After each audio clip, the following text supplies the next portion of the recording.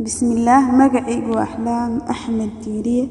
Isbuucii hore waxay inoo maraysay qaybtii labaad ee taariikh halgamaa Sheekh Xasan Barsane iyo dagaaladuu la galay gumeystaha.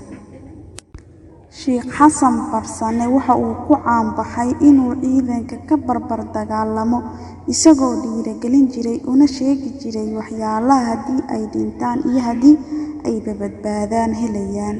Dagaaladii faraha badnaa ee uu galay Sheekha waxa uu laayay rag fara badan oo ka tirsanaa gumeystaha oo isugu jiray sargaal iyo dabley. Gumeystaha oo ka faa'iideystay maqnaanshaha ciidamada Sheekha oo markaas ku maqnaa dagaallo dhinaca Hiiraan ayaa dabar jabin kadib waxa ay hareereeyeen xaruntii Sheekha iyagoo adeegsanaya hubka xilligaa ugu casrisanaa. Waxay la yimideen ciidan fara badan oo ay ka soo wadeen dhankaas iyo Cadan iyo weliba kuwa kale oo ay ka soo kaxeeyeen dalal kale oo ay gumeysan jireen sida ku cad buuggii uu qoray Mario. Kadib Sheekha waxa uu u gacan galay cadowga waxayna ka dalbadeen in ciidamadiisu ku amro inay isdhiibaan.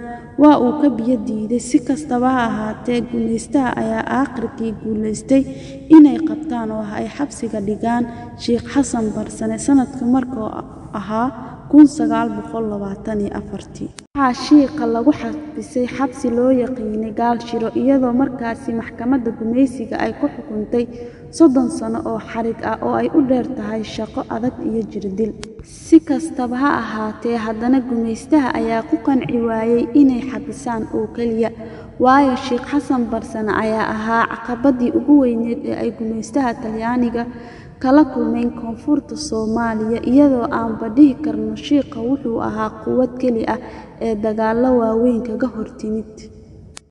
Waa qaybtii ugu dambeysay ee taariikh halgamaa Sheekh Xasan Barsane. Intaan ku kulmi doono toddobaadka xiga, nabadgelyo.